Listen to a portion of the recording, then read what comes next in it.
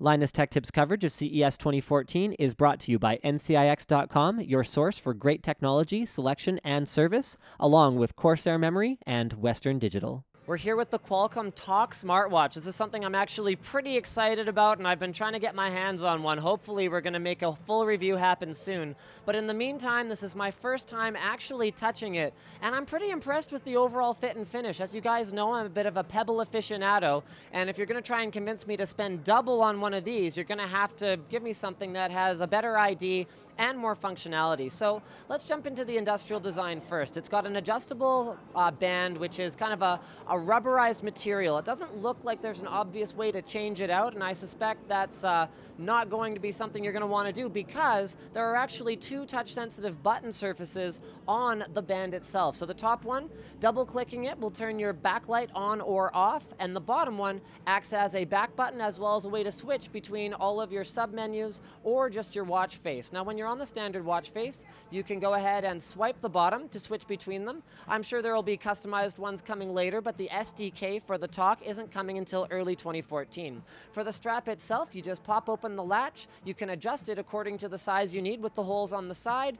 and then you are pretty much ready to rock. I mean, it's a watch strap, it's not that much to go wrong. Charging-wise, this is one of my complaints about the Pebble, and one of my complaints about a lot of mobile devices in general is cables. There's micro USB, which is fragile, and then there's proprietary cables, which are easy to lose and expensive to replace. The Talk does use a proprietary sort of charging dock solution that you go ahead and you stick it on, but it's wireless, so at least it's convenient. It lives somewhere. It lives on your nightstand. You get home, you crawl into bed, you put it on there, and you're pretty much good to go. To me, wireless charging is sort of the holy grail of smart devices in terms of making them something that I'd be likely to actually use every day.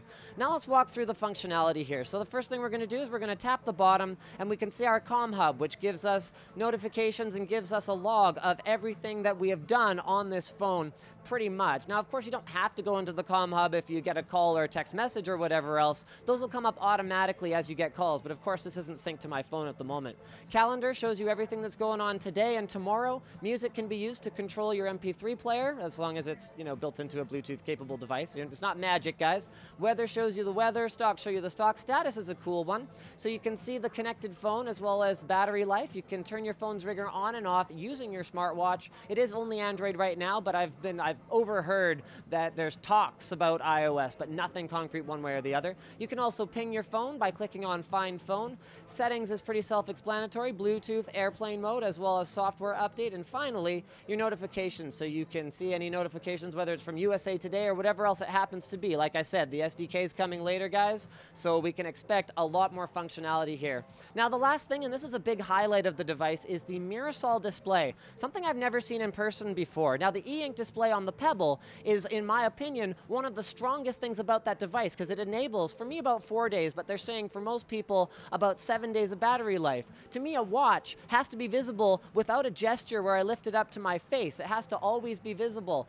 Now, Mirasol takes that e-ink advantage of battery life and adds color, and it also adds excellent performance. I'd say probably even better just looking at it in direct sunlight. Maybe similar, but you're getting color, you're getting that long battery life, and let's check this out. It also takes reflected light that comes from the space around you. So when you're in a very bright environment, it can be very difficult to read a digital display. So you got the backlight for dark, and then you've got the actual reflectiveness behind the screen to take care of that. So we're going to do what they're calling the Talk Challenge or something like that. And we're going to take our camera in B-roll here. We're going to dial it in to read the Talk smartwatch correctly in direct sunlight. Then I'm going to put my phone up next to it on maximum brightness, and we're going to see how they both look in direct sunlight. One way or another, guys, I'm extremely excited to check this out in a more in-depth sort of manner, and I appreciate them being here at the show so we can check it out. All right, so thank you for checking out this video here at CES 2014. Remember, our trip to the show is powered by NCIX.com, your source for great technology, selection, and service, as well as Corsair Memory and Western Digital. Without them, we wouldn't be able to be here bringing you guys this content.